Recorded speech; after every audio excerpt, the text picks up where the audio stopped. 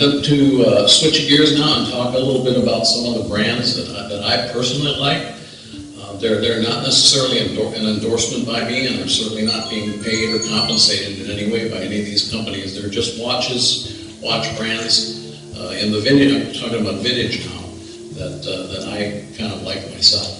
Okay, first is Eterna and Eterna-Matic.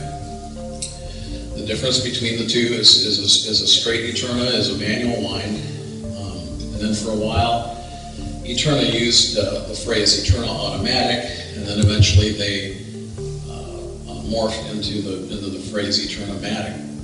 They're excellent quality watches. I own many of them myself and have sold many of them over the years. They're very reliable. They're currently under Chinese ownership, but the watches are still being made in Grenchen, Switzerland, and they're using mechanical movements. Like I said before, manual wind watches are Eterna. The Eterna-Matic Automatic was first introduced in the ladies' model in 1948 and the man's in 1950.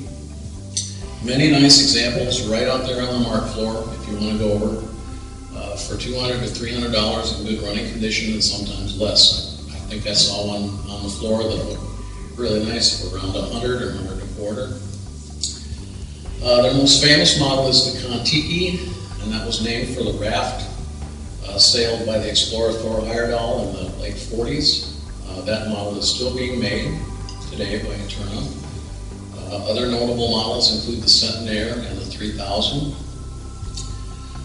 As you might know or might have a hunch, the company spun off a division in their company called ETA in the 1930s to supply e-Bosch's or rough movements to other manufacturers, and today is Switzerland's largest supplier of mechanical watch movements to the industry.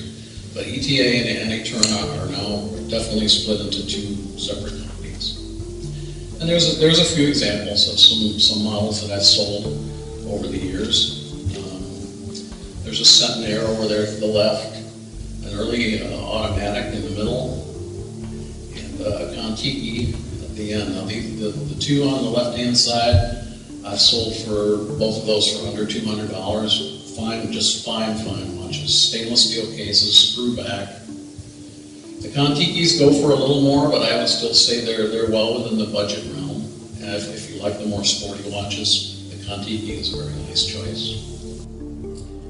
Okay, next slide.